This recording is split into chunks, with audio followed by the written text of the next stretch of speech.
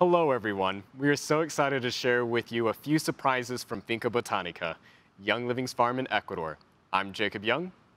And I'm Chris Packer, Senior Director of Global Farm Labs and New Botanicals. Chris has one of the coolest jobs at Young Living, which is to help identify new essential oils to add to Young Living's already impressive portfolio of products. First, I want to take a minute or two and tell you a little about how Chris got started with Young Living. In 2009, my dad asked Chris if he'd like to go to Ecuador and work on the farm. Chris was up to the challenge and quickly learned how to farm and distill aromatic plants, and worked his way up to the farm manager of Finca Botanica. I picked this photo to show all of you because I think it is funny that the two of them are in the middle of a field taking notes together, and, as you can all see, both Chris and my dad are left-handed. My dad also took Chris into the Amazon jungle to look for new exotic aromatic plants. When my dad decided to install a laboratory at the farm in Ecuador, Chris immediately took an interest in understanding how to analyze and study the chemical profile of essential oils. So my dad took Chris to France to learn how to operate lab instruments from the same person who taught him, Dr. Casabianca. Not long after that, Dr. Casabianca went to the Ecuador Farm Lab to further train Chris and help calibrate the new instruments. So now Chris sets up and oversees the analytical laboratories at our corporate farms and helps find new aromatic plants that may yield useful essential oils. In fact, one of the first projects that Chris worked on back in 2009 when he first moved to Ecuador involved new botanicals. Here's a photo of Chris and Mark working on securing a wild-crafted supply of eucalyptus blue. Okay, back to why we are here today, which is to tell you about two new oils that Chris and his team have worked really hard to bring to you. I'm really excited to share you the first of the two oils. It was a lot of fun for our team to research and discover the oil Picotea. Picotea sounds a lot like Ocotea, which is another oil from Ecuador. Are the two related? That's right, they are closely related. They are both Ocoteas. And with them being both Ocoteas, what does that mean? They share the same family, however, the aroma is completely different. Wow, that's really interesting. And when did you start researching this botanical? In 2018, I started working with a local botanist in the Amazon jungle. We had a project to discover and distill all of the Ocoteas that we could possibly find in the Amazon jungle. Wow. And how many species did you find? We distilled over 25 different species. That sounds like a lot of work. It was a lot of work and a lot of fun. In order to harvest these Ocoteas, they're such tall trees that you have to scale the trees and harvest the branches and limbs, bring them back and distill them at the farm. Wow. So you distilled the leaves of over 25 species of Ocotea. And why did you choose Picotea? Picotea was one of the few oils one of the few plants that actually bared a significant amount of oils and had the most attractive and rich aroma. Okay, and when you analyzed the oil, did you find anything? The oil of the Picotea is similar to Ocotea, but it's richer and has a lot more notes. Very cool. And did you know what the indigenous people used the Picotea tree for? So any new thing that we discover, we always go and talk to the local tribes and medicine men. One of the shamans that we met in the Shuar community told us that it was used to give strength and protection against spiritual protection. So after you identified this particular species of Ocotea, what were the next steps to make it an oil that we can offer to all of our customers? After we did the small batch distillation, which only takes about 2 kilos of raw material, then we were able to go out into the jungle and confirm that there was enough raw material to sustainably harvest and do a large distillation at the farm. And how did the distillation go? Jacob, it was amazing. When we distilled this for the first time, the rich aroma of the jungle and cinnamon filled the entire farm. So tell me a little bit more about this aroma. It sounds very interesting. The aroma is slightly spicy and has some similarities to Ocotea. However, it's smoother and has more notes, and you really see this in the chemistry. I love it. And you mentioned earlier about harvesting the plant materials sustainably. Can you tell me a bit more about that? One of the things that I really love about both Ocotea and Picotea and what Young Living has done for the Ecuadorian jungle and the community is there, is the fact that in order to harvest the trees, you don't cut down the tree. We only prune the top of the canopy, and it takes 6 months, less than 6 months for that to regrow.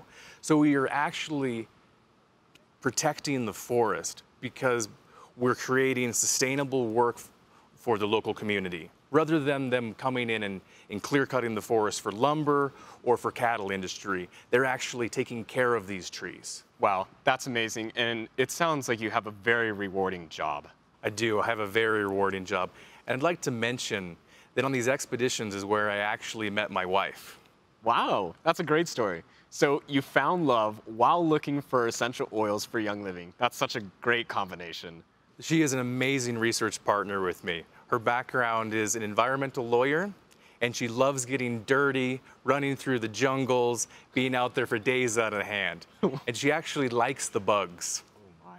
You're definitely lucky to have a partner to discover new aromatic plants with. All right, let's talk about the second new essential oil. The second essential oil is called Incan Melissa. Okay, that's an interesting name, and it also sounds like it may have some similarities to another Young Living oil. The aroma and the chemistry is almost identical to French Melissa. Wow. How'd you discover the plant? In 2018, our agronomist, Orlando Pacheco, discovered this plant growing in an herbalist in the coastal mountain range. Okay, and what caused you to find an interest in this plant? When Orlando brought the plant to me on the farm, he was so excited, and I was overjoyed when I smelt it because it reminded me so much of Melissa. Okay, and with it smelling like Melissa, does it also look like Melissa? They are not related, so you would not mistake them. They look completely different. So did you distill a small batch? The day that Orlando brought that back, we only had 2 kilos of raw material, barely enough to squeeze out a couple drops. So with the few drops that you collected, what were you able to learn from that? We were able to get enough to run it through the GC, and as I analyzed it, it confirmed my suspicions that in fact it shared almost identical chemistry to Melissa. That's great. And what did you do next? One thing I do want to mention about that I forgot is the fact that it yields more than double of Melissa. Wow. So with all of that, considering all of that, and the limited amount of raw material that we could source from the greenhouse, we had to cultivate from about 10 plants, taking clippings, seeds, and do about 5 different generations before we were able to get 1 hectarea, 10 hectareas. It took us about 2.5 years to get to where we could actually do large production. Wow, I love it. And so with this name, the Incan Melissa name, why did you decide to incorporate Incan into the name? So part of the procedure, every time that we discover a new plant, I will take a plant pressing, press a specimen, and then I send it off to a botanist to do identification. That way, we can see if there's any research that's been done on it before, if it's ever been identified, and then I will look at ethnobotanical research. Okay, and that's a big word. What does ethnobotanical mean? Ethnobotanical is one of my favorite words and one of my favorite things to study. It actually means the study of the indigenous people and plants. Wow, I really like the big word for that name. And so why did you include Incan in the name itself? Looking into the ethnobotanical research, we were able to determine that the indigenous people of Ecuador had been using it dating back to the Incan Empire. I love it. The way that you tie the name in with the people, just amazing how you're able to do that. And so you also mentioned that with your very first test distillation of Incan Melissa in 2018, that it yielded so much with just those few drops. So how did you go from that to being able to launch this product in just a few years? It was a very long process, but thanks to everyone's hard work at the farm, we were able to scale up our operation and able to release it to everyone this year. And with this being such a huge operation and having to scale up, were there any challenges that you ran into with growing and expanding the Incan Melissa? Jacob, anytime that you're having a new plant that you've never grown before, and that's something so exciting and something that Gary loved doing, you're learning as you're going along. You don't know how much water it needs, what soil it needs, the correct fertilization. We had to learn as we were going on and learn as we were scaling up. So that was one of the main challenges. It's nice to see your hard work develop into something that other people can enjoy. Thank you for sharing how you and the rest of the farm team in Ecuador brought Picotea and Incan Melissa to Young Living. Wait, we're not done. We will be including these 2 new oils with 2 classic Ecuadorian oils. Do they happen to be some of my favorite oils? They're some of my favorites. Palo Santo and Ecuadorian Ylang Ylang. And Palo Santo has such a cool story. Chris, can you tell everyone about the tree and why it has the name Palo Santo? I would love to.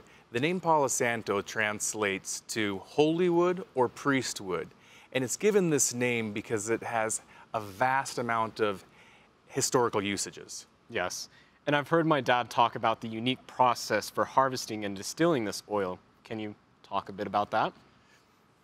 The story of Palo Santo is a beautiful one. In order to harvest and distill the tree has to live a long life and die a natural death. Only then can you distill the wood. And is there a certain amount of time that you have to wait? I'm glad you asked that. We have done countless research on this. And our findings show that after 3 to 5 years is the best time that you get the highest quality of essential oils. Wow, and waiting the 3 to 5 years must require a lot of patience and a lot of planning behind it, does it not? Absolutely, and this is something that your father knew, the implications of this. And at the farm in Ecuador, he was able, when he was clearing the land, he found an area where the Palo Santo naturally grew and designated it as the Palo Santo forest. From that time, when we were going through and clearing all of the fields, we would take the Palo Santo tree from the field and transplant the little baby trees up there.